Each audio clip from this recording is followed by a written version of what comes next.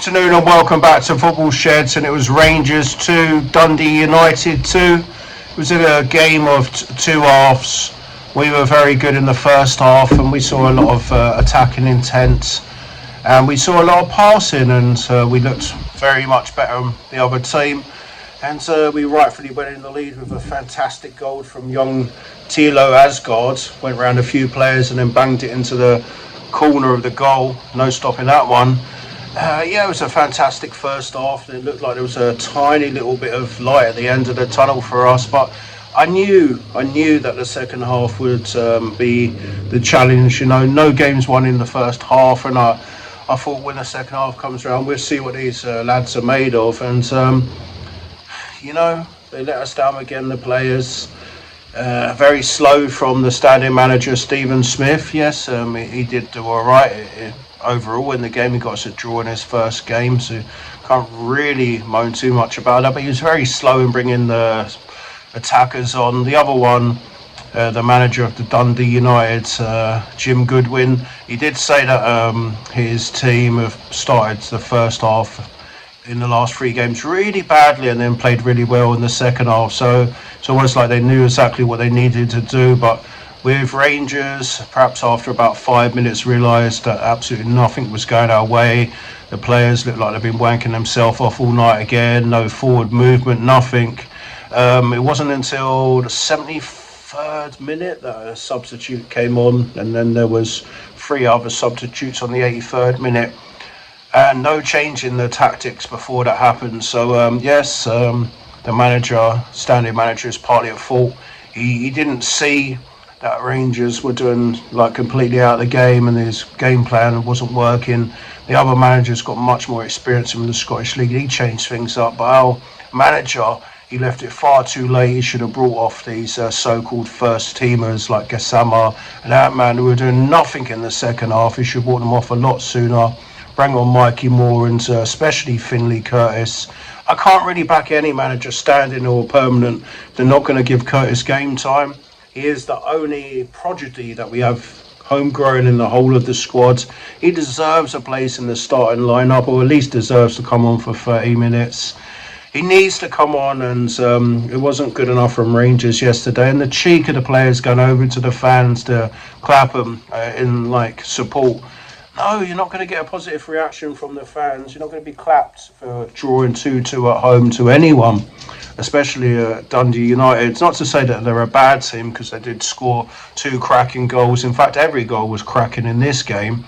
But you're not going to get rewarded and clapped off and said, "Oh, well done, good job, lads." You're going to get a bit of abuse and bad words and bad language used against you. The fans are disgusted right now with what's happening at the club, and even our manager, like the standing one, it's not entirely his fault. You know what you needed to do. They were going to come at you first minute and bring on loads of subs and tactical tweaks. You know what's going to happen. It happens in every single game. It's been happening for years. At no point did any of the players step up to the mark and think, we've got to put these under pressure. None of you. So you're all part of the problem. It's only when we made the attacking changes and went two up top and brought on the fresh talent with energy and dropped these so-called regular starters like Ant-Man and Gasman. It was only like that when we do better. And it was poor management from the players and poor management from the manager. Didn't see things quick enough. He didn't freshen up the playing style. But I've been Jimbo. I guess we're all learning and can't go too hard on Stephen Smith. But it wasn't a perfect management example from him, and it certainly wasn't perfect from the players. It's almost like they don't know what's coming. This is Rangers, and you've got a weak underbelly. And so just pick it here a bit, and it will fall to pieces. And so they were two fantastic goals from him. I can't say Butler had a bad game, but our defence just stood there and backed off. Not one of them tried to come out and block off a shot or get in the way. Just pathetic from the players. There's no team gelling at Rangers at the moment. The team are not gelled. They're not a team. When you're not a team, you're going to find it very hard to win games, just as we are. So we're now 13 points behind Hearts. Good news is the other team lost. It's good news in a way,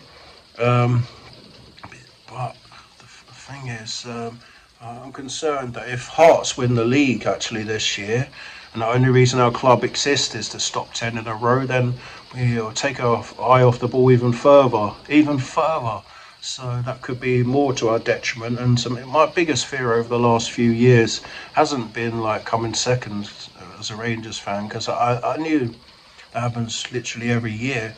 My biggest fear was someone would come up and take over our place, and I had Hearts in mind that they would come and take over our place one day soon, and that's happened now.